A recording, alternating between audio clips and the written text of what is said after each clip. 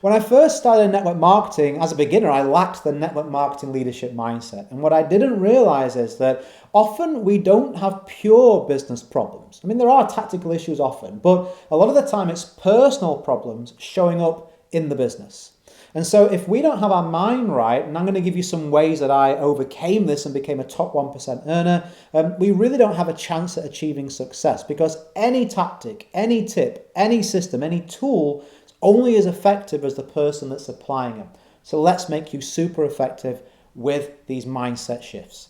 First and foremost, you need to be sold on what you're selling. If I'm honest, the first two companies that I joined, I rushed in. I joined them because I saw a fancy diagram and a compensation plan. I was like, oh yes, I can be at the beach by Christmas. Fantastic. What I didn't realize is it doesn't really matter how good the compensation plan is if I'm not passionate enough to show enough people, or if I don't really believe in what I'm introducing people into, right? We have to have that mentality that, you know what, I'm enthusiastic, I'm passionate, I want to talk to people about this. That makes the business easy, makes you consistent, reduces procrastination, helps a whole bunch of stuff that we would really cling on to and drag us back. So, I recommend if you are in a company and you love the product, make sure you have used the product to generate a result.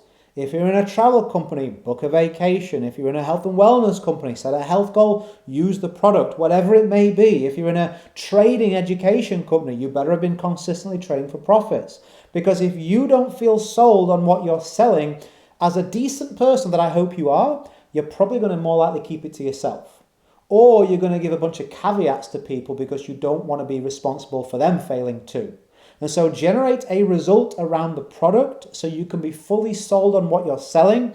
Watch what happens to your mindset, your energy, and the enthusiasm that people can feel from you can really be infectious and give you much, much better results.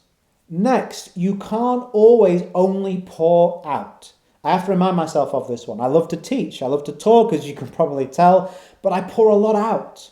I know this stuff that I'm teaching you. I know it already, right? I've read the book, I took the course, I bought the coaching manual, right? But I like to share. So what that means is most of my conversations are me delivering value, me answering questions, me pouring out my energy and giving it to somebody else. I love to do that. But we've got to have some parameters where we say, okay, enough's enough for the day, or that's enough, or there's some kind of filtration where we say, okay, a certain type of person I find really draining. Let me not speak to that type of person anymore. Let me kind of qualify my efforts. And something that can really help you with those parameters and also top up is having something pour back into you. Get around other people that allow you to see the boundaries that they set. Get around other people that want to pour into you. They're not always asking for something, they're giving to you. That is vital because we have sort of life scales. And if we're always emptying the tank, we end up really out of balance and we end up very unhappy. So if you are someone that is looking to drive results, looking to drive growth, looking to drive your life forwards, you're going to need some people around you that lift you up from time to time. They're not just dragging on your coattails permanently. So make sure if you're pouring out, you take some time to do activities, get around people, whether it's reading a book, family time, coaching, something that pours back in. You'll thank me for this long term for sure.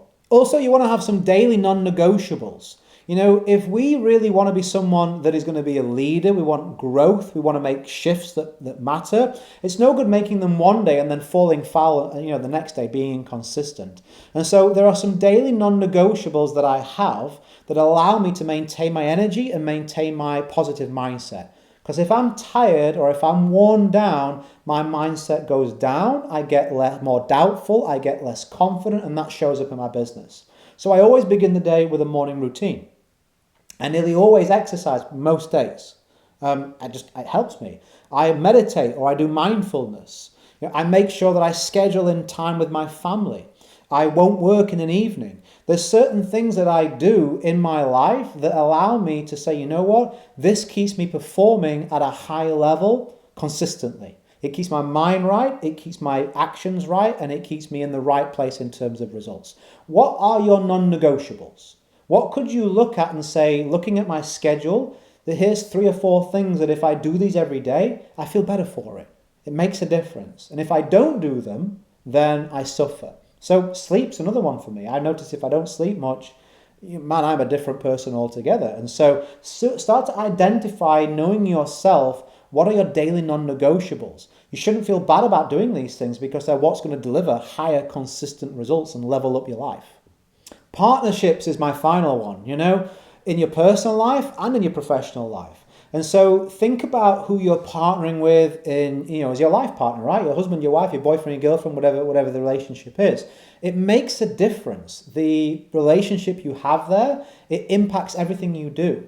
Like if you're arguing all the time, or that person is not very nice to you, or they're a taker, or they're even abusive, whatever it may be, like how are you expecting to build a successful business and be happy, most importantly, in any other aspect of your life?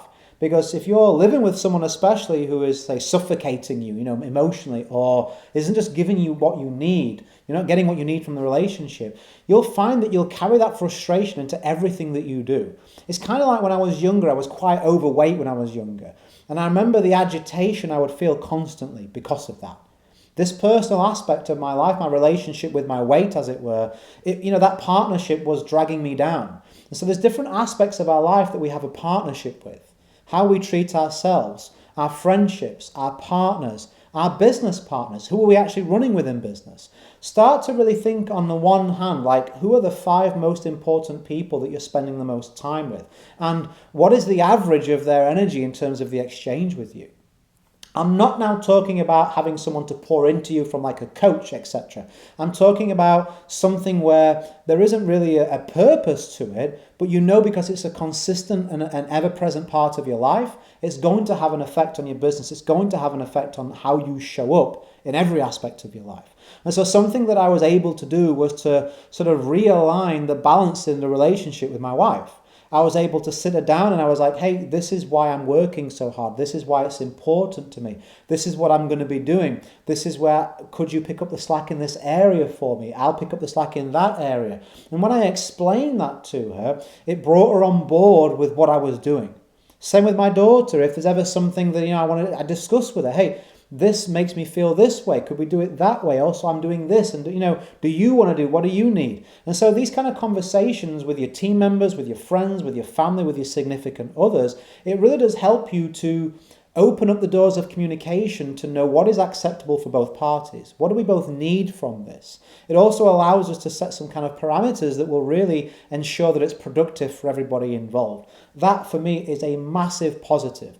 Because without that, I would always feel guilty when I first started building my business. I'd be up in my office, my family would be downstairs sometimes, and I would feel this like pull. I should be downstairs, but I need to be upstairs. What I started to do instead was say, hey, listen, I want to spend time with you, but I can't spend it at this particular time because that's my business is the busiest. What can we do? And we decided that on a I think it was a Sunday, we were always going to go feed the ducks at the local duck pond, right? We had swans there, we had ducks there. And so we were able to say, hey, listen, it's okay if you want to work these hours, but just so that we maintain that relationship, that quality. On a Sunday, as a definite, we always go and we spend a couple of hours walking around that duck pond, feeding the ducks as a family.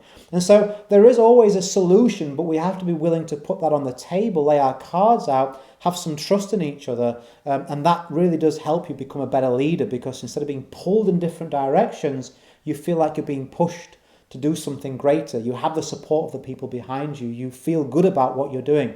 I'm sure you can see how that would make a massive shift in your leadership and your results. Was this useful? I shared tips from the field, right? Like I'm a rep too.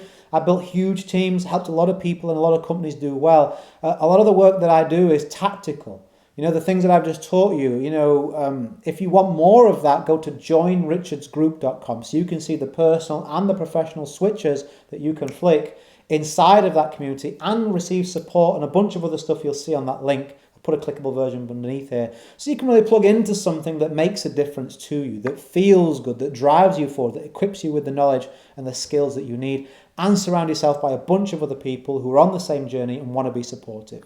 We don't play favourites to any company. The resources I share are for you to do better in the company that you're in. So it's safe for you, it's safe for your team. Feel free to share this video if you think that would be helpful. As I always say, go create a day in a life that counts. Always have more desires and excuses. If you do come in the community, I will reach out to you direct. So we'll probably be chatting really soon if you choose to. Have a good one. Bye for now. I'll see you on the next one.